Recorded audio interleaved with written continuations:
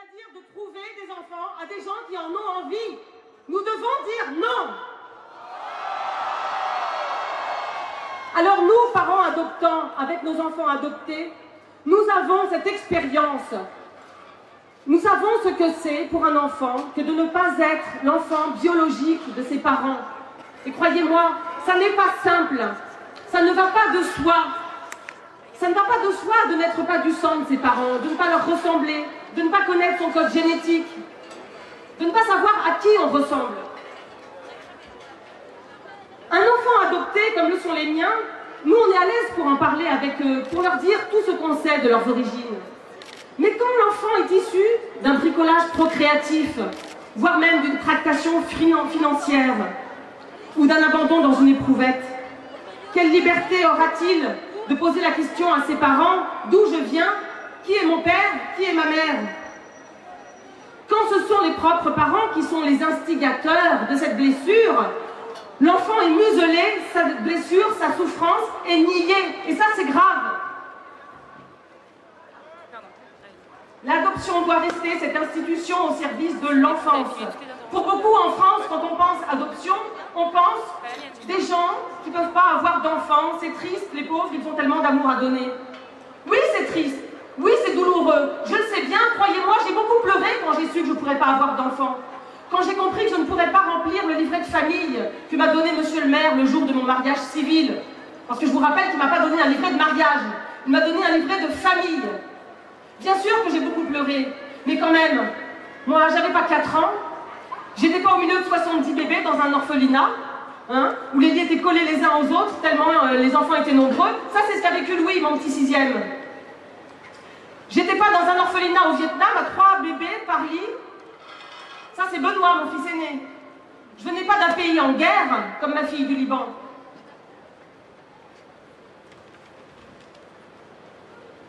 Adopter un enfant, c'est offrir un papa et une maman à cet enfant. Ça ne doit pas changer. Pour que l'enfant s'épanouisse dans sa nouvelle famille, il a besoin, croyez-moi, il a besoin de sentir qu'il aurait pu être le fruit biologique de l'amour de ses parents. La maman adoptive se substitue très exactement à la maman biologique. Le papa adoptif se substitue très précisément au papa de chair. Et nous ne nions pas leur existence, jamais. L'adoption, c'est une greffe. C'est une greffe très délicate. Le rejet de cette greffe est possible tout au long de la vie. Mais quand le rejet arrive, la blessure ouverte est beaucoup plus béante que celle d'origine. Je regardais l'autre jour sur les sites internet les accompagnements psychologiques qui sont pour les personnes qui ont subi une greffe d'organes. Parce que c'est pas facile de vivre avec le cœur d'un autre, ou avec les poumons d'un autre, ou avec les reins d'un autre. On voudrait greffer un homme en guise de mère à des enfants, ou une femme en guise de père, et on trouve que c'est normal, qu'ils n'auront pas besoin de soutien psychologique. Essayez de marcher avec 2 jambes gauches, vous verrez. Quand on parle d'adoption, bien sûr on pense aux couples qui ne peuvent pas avoir d'enfants, bien sûr on pense aux enfants qui ont besoin de parents. Mais il y a aussi une catégorie de personnes que nous n'avons pas le droit d'oublier. Ce sont les mamans biologiques de nos enfants. Je dis les mamans parce que, bien souvent, si elles sont obligées de donner leurs enfants à l'adoption, c'est que les papas, les courageux papas, sont partis en courant. Quelquefois, ils n'ont même pas su qu'ils avaient planté un enfant. Ces femmes donnent leurs enfants pour qu'ils soient adoptés parce qu'elles savent que c'est la meilleure solution pour elles, pour eux, pour les enfants. Elles rêvent, elles ont cet espoir ultime que leurs enfants auront un jour une maman et un papa. Le papa qui s'est sauvé en courant et la maman qu'elles sont obligées de renoncer à être. Nous n'avons pas le droit de trahir ces femmes-là.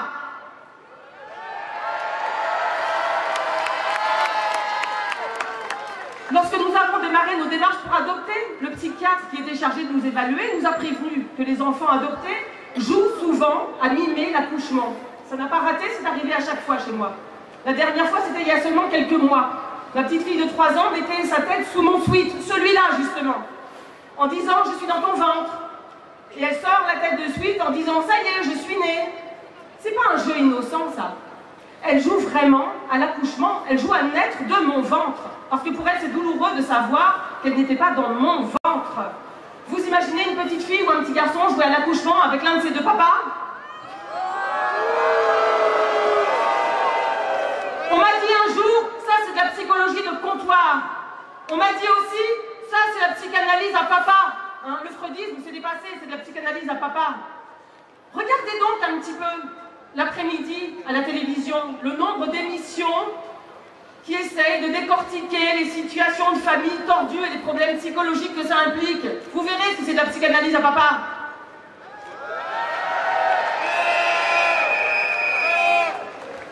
Il y a une question très importante qui est commune à tous les adoptés, mais qui l'est aussi pour les enfants issus de procréation médicalement assistée par donneur. Je précise bien par donneur, puisque c'est ça le problème. Et bien sûr aussi ceux qui sont nés par GPA. C'est la question des origines. Les enfants qui ne sont pas nés de notre chair ont besoin, pas tous, mais souvent besoin, de connaître leur propre histoire. Quelquefois, ils ont juste besoin de connaître un peu le pays où ils sont nés. Quelquefois, ils ont envie de connaître leurs parents biologiques. Mais ce qui est sûr, c'est que pour que ces enfants soient à l'aise dans cette quête de leurs origines, il faut qu'ils soient solidement ancrés dans leur nouvelle famille.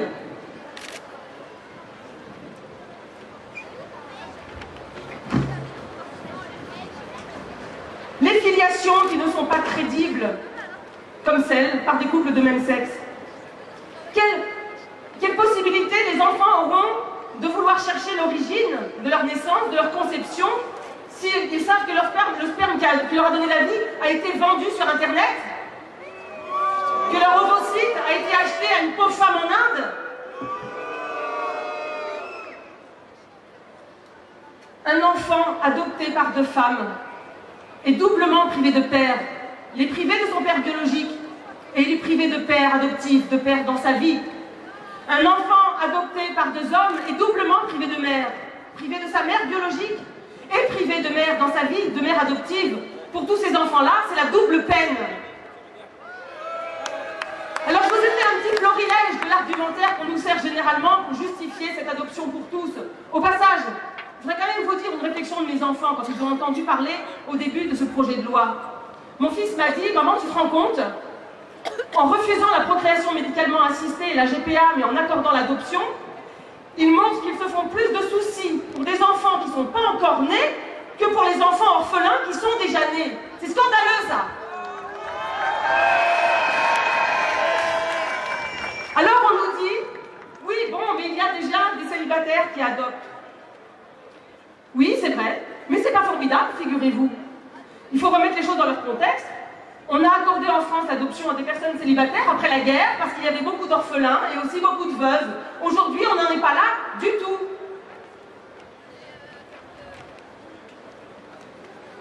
Il faut savoir qu'il y a en permanence en France 25 000 couples hommes-femmes titulaires de l'agrément pour adopter un enfant. 25 000 chaque année, enfin en permanence tous les ans. Par contre, chaque année, il y a 7 à 800 naissances sous X. Ajoutez à ça entre 1500 et 2000 enfants adoptables de l'international, et c'est un chiffre qui a tendance à baisser. Vous comprendrez facilement qu'il y a à peu près un enfant adoptable pour 10 couples hommes-femmes. 1 pour 10. On n'a pas besoin d'en rajouter. Alors bien sûr, on va vous dire, oui, mais il vaut mieux avoir des parents homos qui s'aiment que des parents hétéros qui se tapent dessus. Mais enfin, c'est grotesque ça. L'homosexualité n'est pas un vaccin contre la violence conjugale. L'homosexualité n'est pas un vaccin contre la bêtise. La violence est partout. La bêtise est partout. Si on veut jouer à il vaut mieux, eh bien il vaut mieux un papa et une maman qui s'aiment. Voilà. On m'a déjà dit aussi, comment vous avez adopté 7 enfants alors que ça aurait pu rendre heureux 7 couples. Mais dites donc, les orphelins, c'est pas un gros gâteau qu'on se partage? Qu'est-ce que c'est que cette vision consumériste de l'adoption? Figurez-vous que pour un enfant, en plus d'être adopté par un papa et une maman, avoir des frères et sœurs, c'est bien aussi. Et d'ailleurs, l'adoption n'est pas réservée aux gens stériles. Vous qui avez des enfants, vous avez parfaitement le droit de postuler pour adopter un enfant aussi.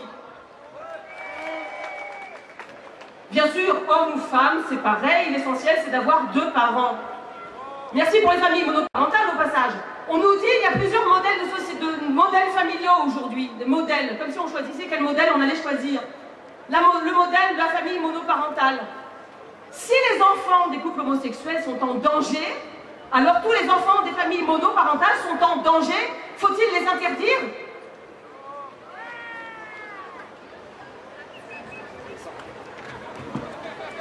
Alors,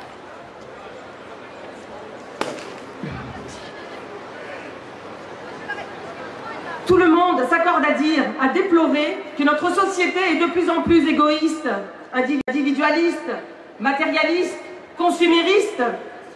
Il serait peut-être temps d'arrêter de gémir.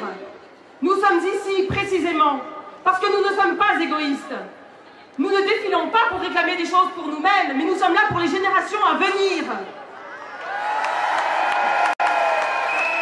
Pour que l'adoption ne devienne pas un supermarché d'enfants, mais qu'elle reste à tout jamais cette merveilleuse institution qui sert à donner un papa et une maman à tous les enfants. Merci. Merci.